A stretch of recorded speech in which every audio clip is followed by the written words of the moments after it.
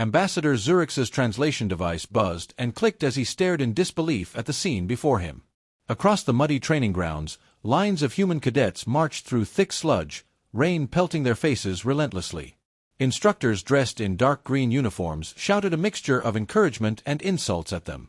To Zurich's, it looked more like organized torture than any form of proper military instruction. His blue-skinned assistant, Diplomat Mela, adjusted her viewing lenses, equally confused by the spectacle. "Sir," Mela whispered, nervously glancing at the humans splashing through mud, "our briefing indicated this was one of their premier military institutions. Perhaps this is normal for their species." Zurich's crossed all four of his arms. "Normal? Look at them. This isn't training, it's systematic suffering." The ambassador, who represented the Galactic Concordat, a confederation known for its intellectual approach and preference for technological solutions over physical confrontation, had anticipated a tour filled with discussions of strategy and advanced weaponry, not this primitive display of endurance. He began to suspect their understanding of human military development was fundamentally flawed. A human officer approached, his uniform completely soaked but his face wearing a smile that seemed entirely inappropriate given the miserable conditions.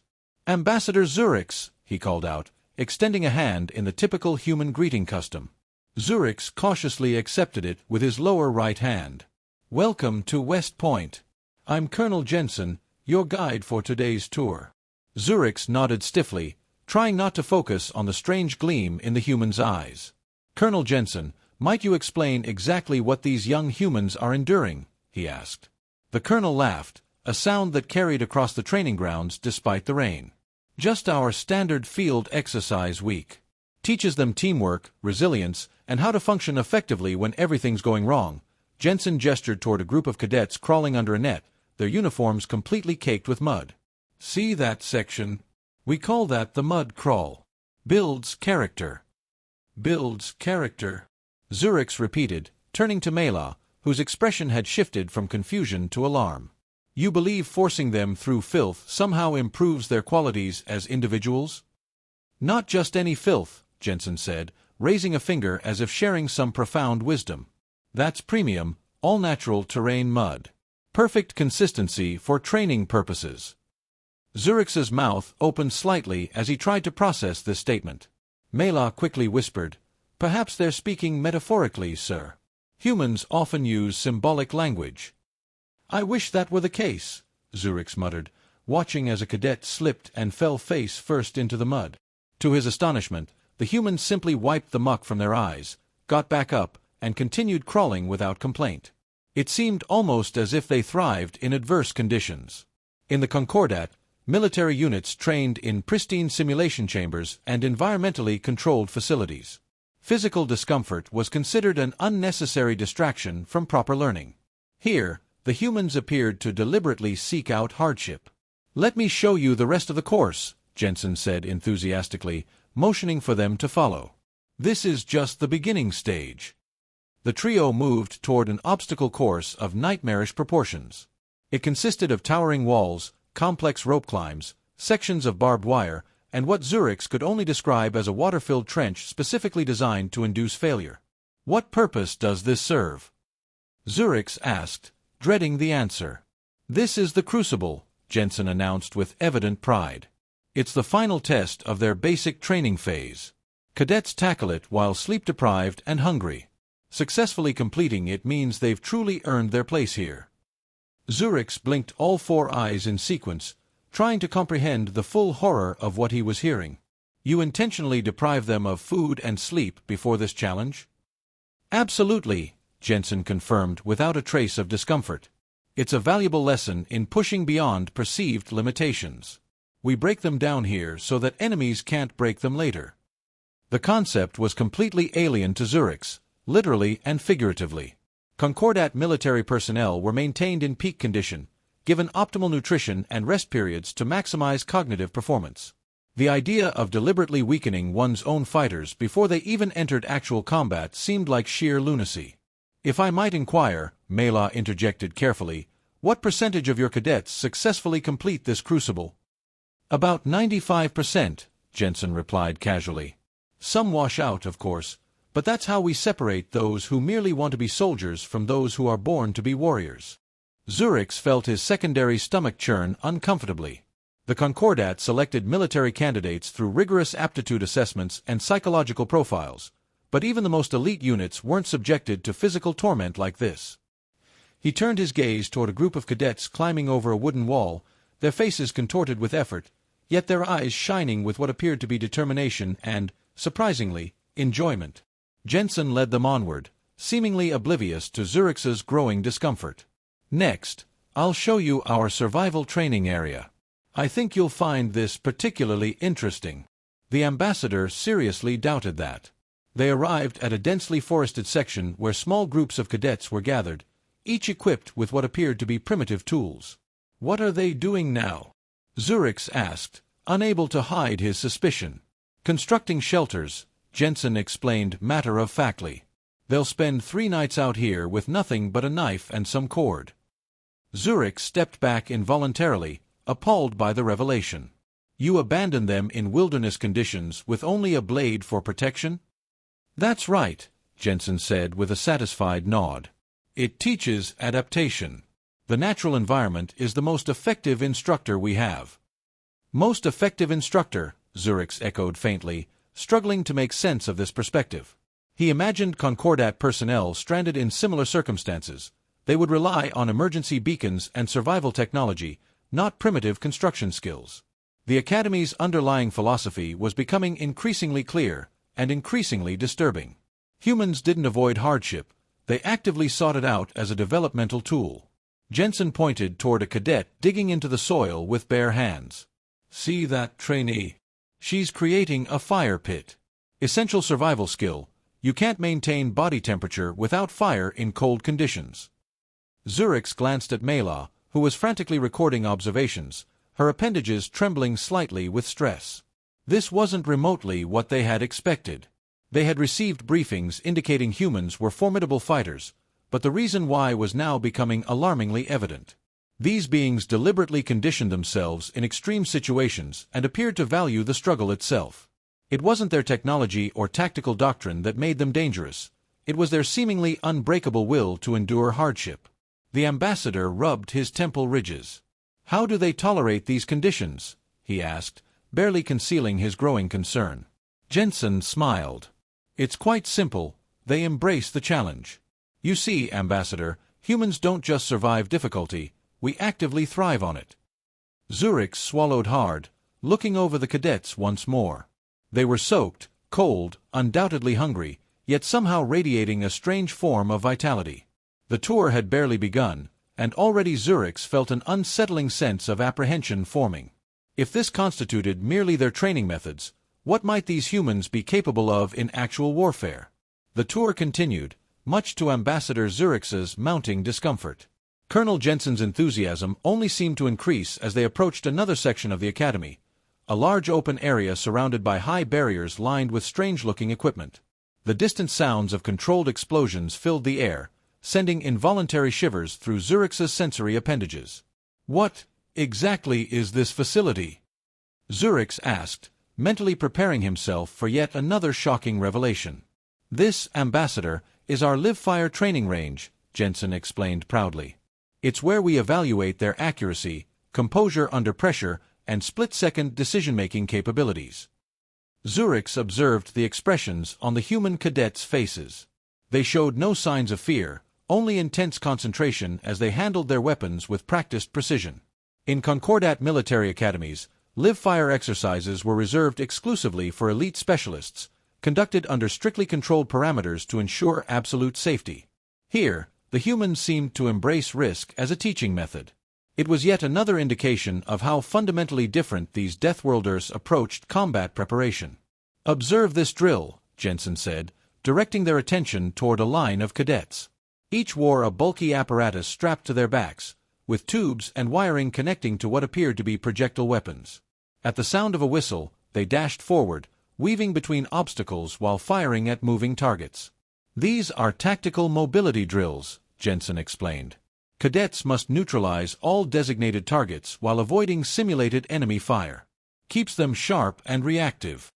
Zurix watched with a mixture of horror and fascination. The cadets moved fluidly, their actions seemingly reckless yet somehow coordinated. When one stumbled or missed a target, an instructor immediately shouted corrections, forcing the cadet to repeat the exercise. There appeared to be zero tolerance for errors. "They show remarkable harshness toward their own kind," Mela whispered, her voice membranes vibrating with anxiety. "Failure seems to meet with immediate criticism rather than encouragement." Zurix nodded, his eyes fixed on the training. "And yet they persist without hesitation," he observed quietly. "There's no reluctance, no questioning. They accept the difficulty as if it were perfectly ordinary."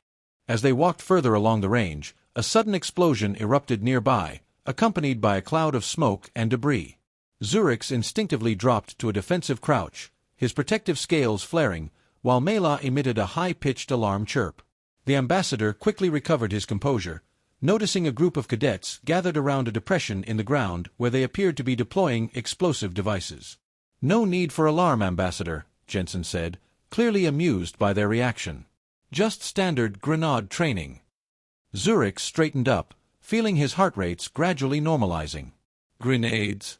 You permit these novices to handle actual explosive ordnance during training?"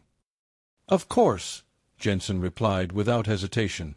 "If they don't learn proper handling techniques here, how could we expect competent usage during actual combat operations?" The logic followed a certain twisted rationality, but it was completely contrary to Concordat military doctrine.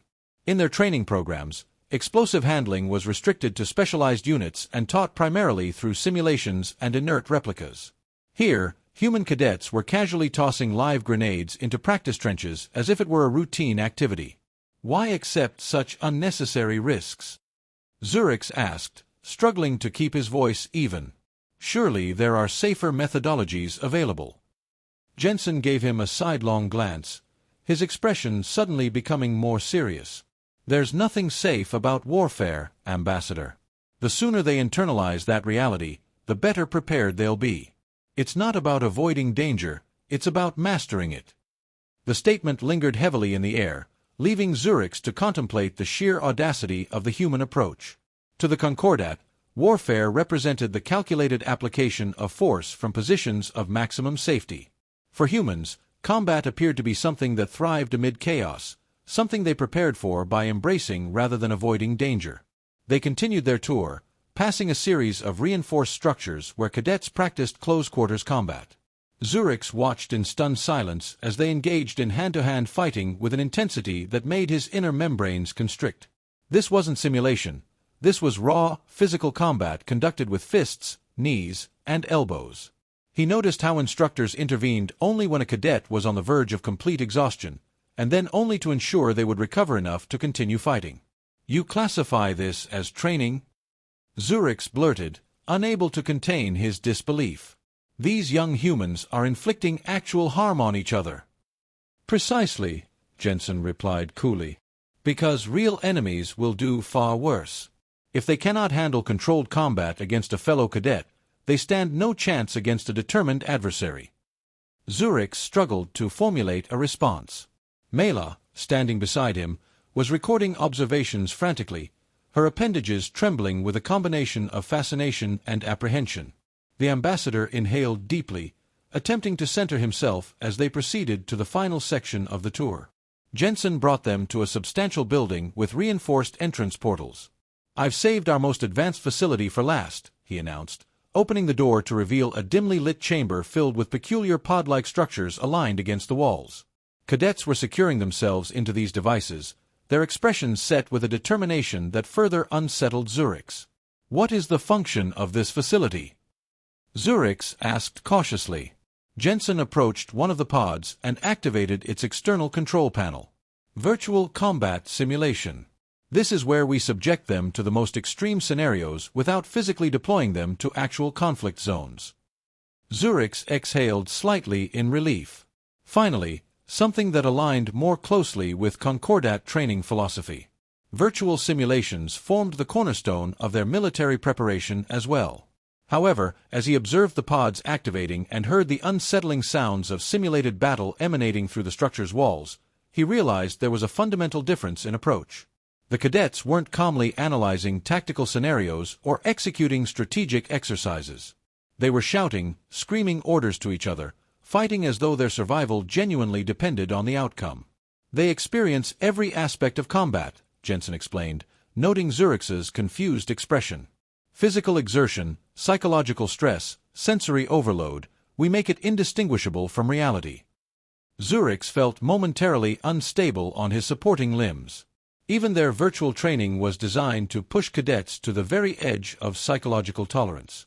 There appeared to be no safe environment, no comfort zone within which to develop skills gradually.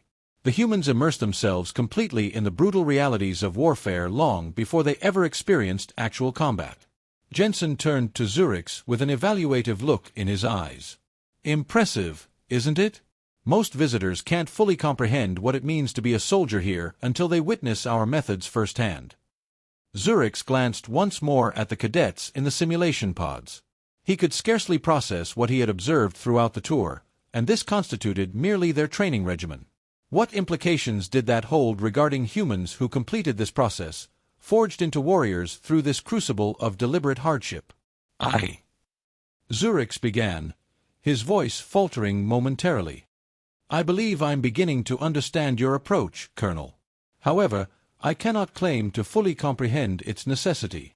Well, Ambassador, Jensen replied with a knowing smile, you've only witnessed a portion of our program. Zurich felt his secondary stomach constrict. Only a portion. There was more. The realization sent a wave of apprehension through his neural pathways as he recognized the tour was far from concluded. Ambassador Zurich felt an unfamiliar heaviness in his thoracic cavity as he followed Colonel Jensen deeper into the labyrinthine academy complex.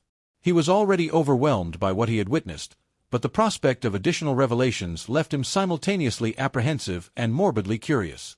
This way, Ambassador, Jensen called, indicating an unremarkable structure positioned at the perimeter of the grounds. Zurich couldn't possibly predict what lay within, but he steeled himself for whatever unsettling human training method would be revealed next.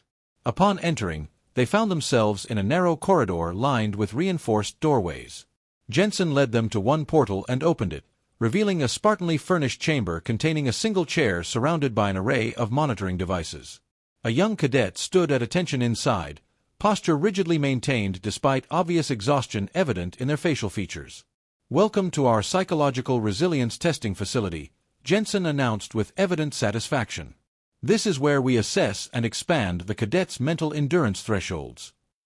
Zurich experienced a surge of unease. Mental endurance thresholds? Please elaborate. Jensen turned toward the cadet, giving a brief acknowledging gesture. Cadet, initiate Level 6 assessment scenario. The cadets seated themselves, securing restraining harnesses as the chamber's illumination diminished.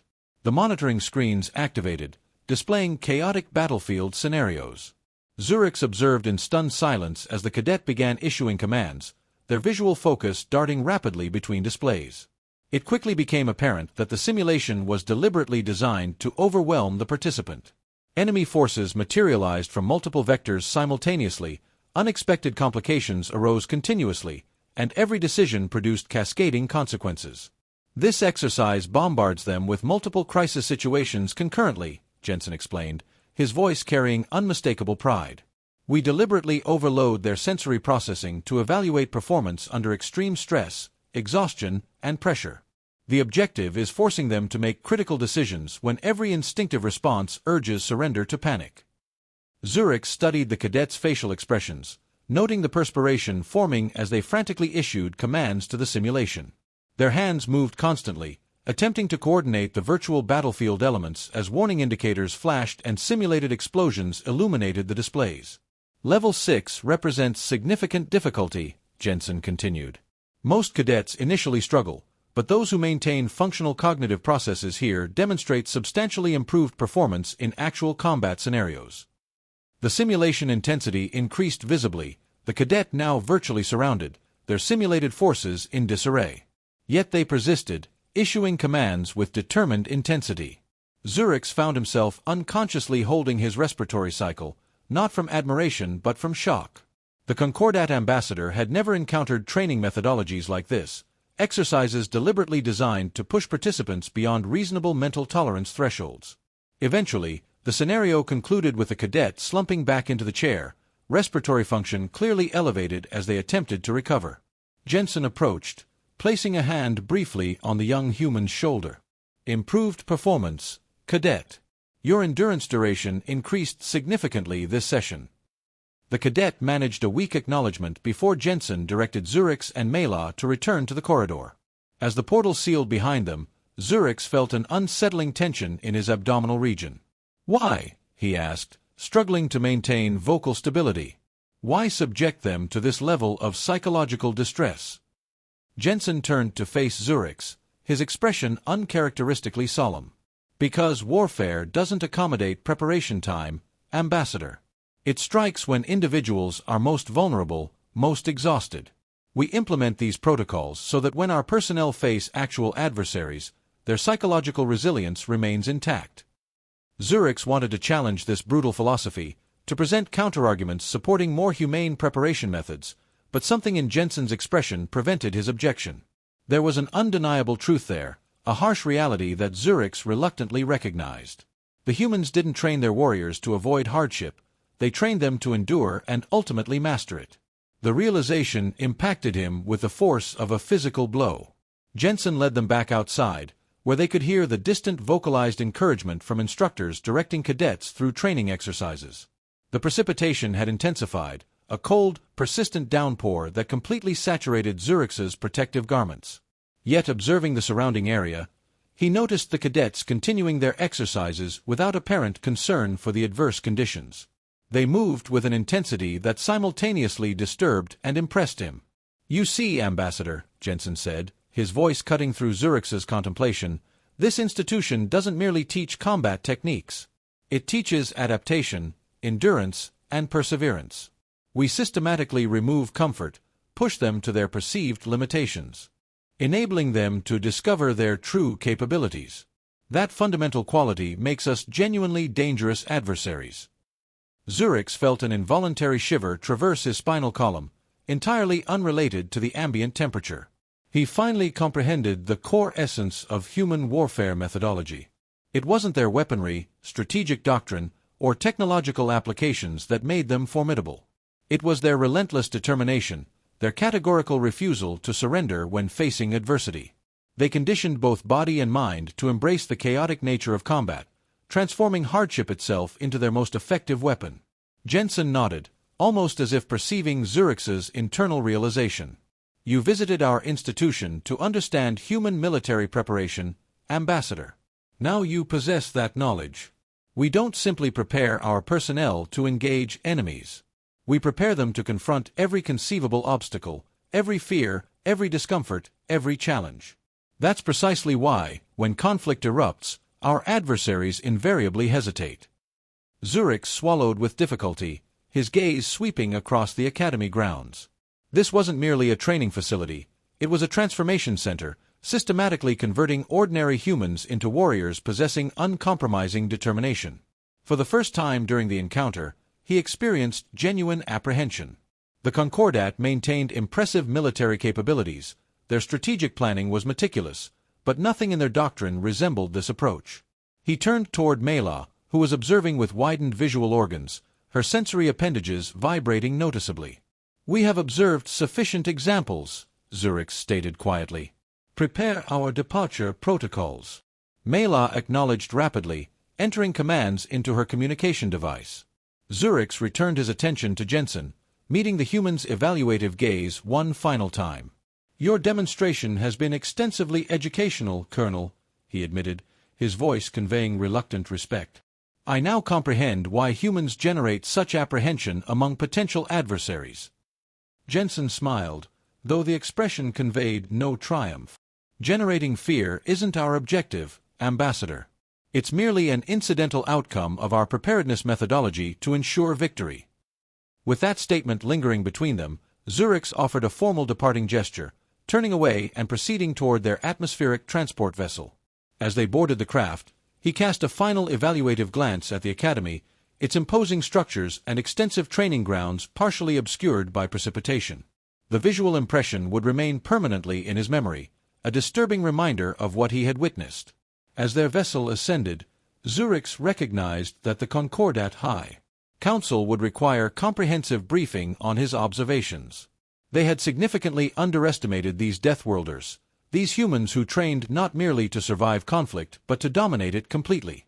And the galactic community would soon comprehend the full implications of that miscalculation.